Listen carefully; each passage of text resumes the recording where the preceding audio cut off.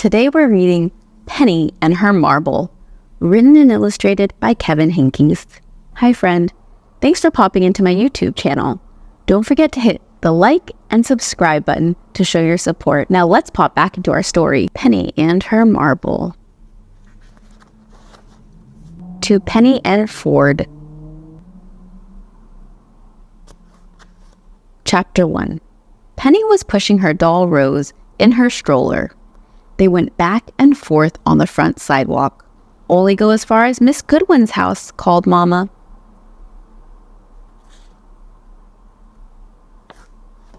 Penny pretended they were in a big city. Look at all these tall buildings, Rose, said Penny. When they got to Miss Goodwin's house, they turned around. Then Penny pretended they were in a forest. I hope we don't get lost in the trees, Rose, she said.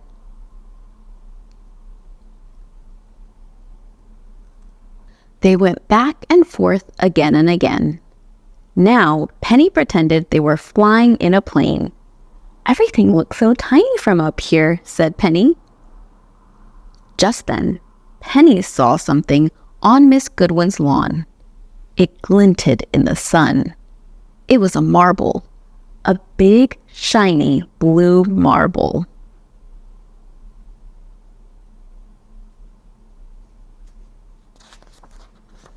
It can't be Miss Goodwin's, thought Penny. She's too old to play with a marble. Penny bent down to get a better look. The marble seemed to say, "Take me home!"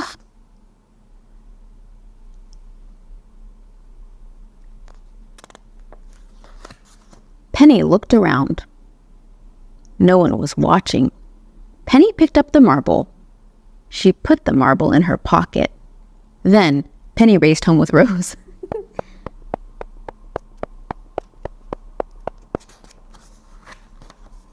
Chapter 2.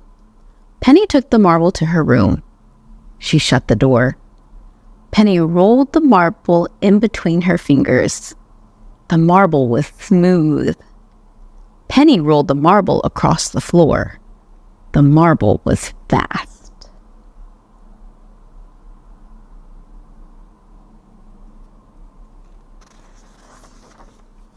Penny showed the marble to Rose. "Isn't it pretty, Rose?"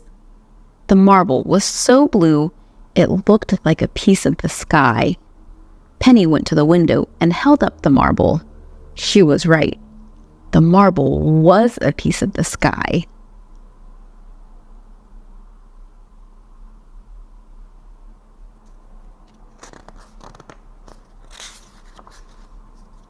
Penny saw Miss Goodwin out the window. Miss Goodwin was in the yard.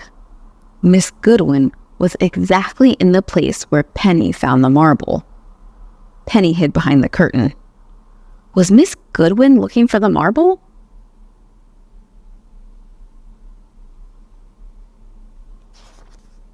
Penny left the window. She hid the marble in her dresser. Penny stayed with Mama and the babies all afternoon. She could not stop thinking about the marble.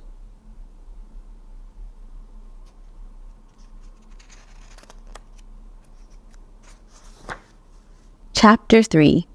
Do you want to bake cookies? Asked Mama. Penny shrugged. We could make your favorite, said Mama. Sugar cookies. I'll watch you, said Penny. Cookies.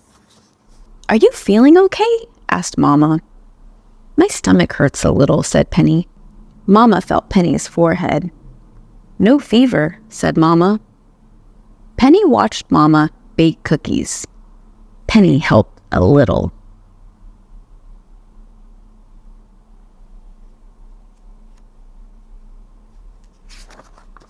At dinner, Penny did not eat much. The oranges in the bowl looked like big orange marbles. The peas on her plate looked like little green marbles. Penny pushed the peas around her plate. I'm not hungry, she said. Penny did not want a sugar cookie for dessert.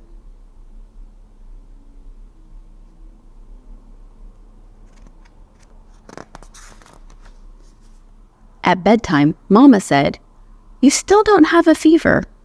Papa said, "You will feel better in the morning." "It's probably just a bug," said Penny. "Are you worried about something?" asked Mama. "No," said Penny. "Are you sure?" asked Papa. Penny nodded.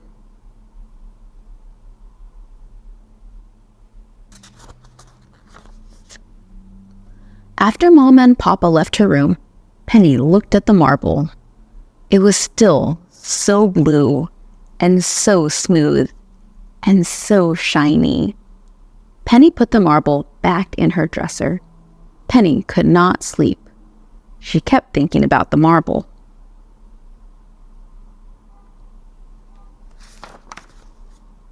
When Penny did fall asleep, she dreamed. She dreamed that Miss Goodwin was knocking on the door, yelling, "Where's my marble?"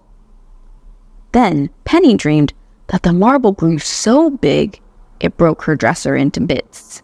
Finally, Penny stopped dreaming. She slept deeply until the morning. Chapter 4. When Penny woke up, she had forgotten about the marble. All of a sudden, then she remembered.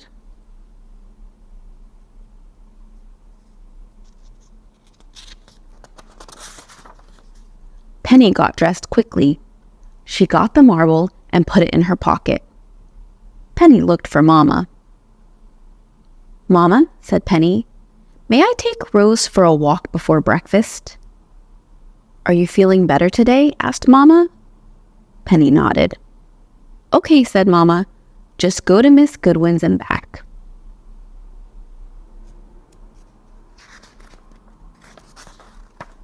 Penny pushed Rose to Miss Goodwin's yard.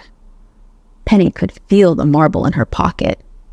It felt as heavy as a rock. Penny bent down. She put the marble back where she had found it.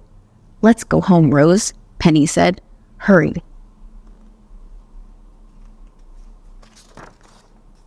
"Wait!" called Miss Goodwin. Penny's heart pounded. Boom, boom, boom, boom, boom, boom. "Oh, Penny, don't you want that pretty blue marble?" Penny looked up at Miss Goodwin. Penny's cheeks were hot. She could not speak.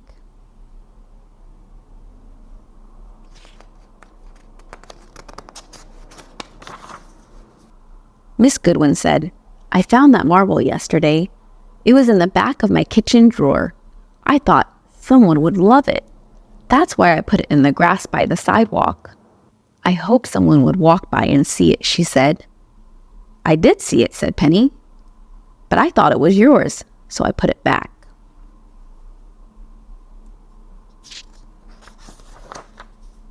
Miss Goodwin picked up the marble. She put the marble in Penny's hand. "And now it's yours," said Miss Goodwin. "Thank you," said Penny. "Thank you very much." Penny rolled the marble in between her fingers. It seemed even more shiny and smooth and blue than before. "Have a good day," said Miss Goodwin. "I will," said Penny. "I will."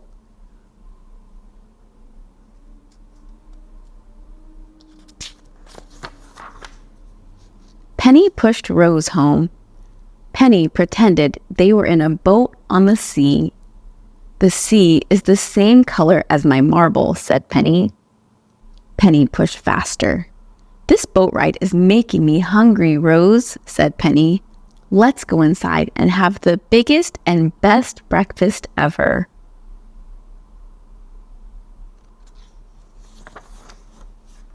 And they did. The end. If you enjoyed this story and you're looking for the book, or you want to find more books like this, click my Bendable link in my description box below, and it'll take you to all of my recommendations and other books. Thanks for tuning in.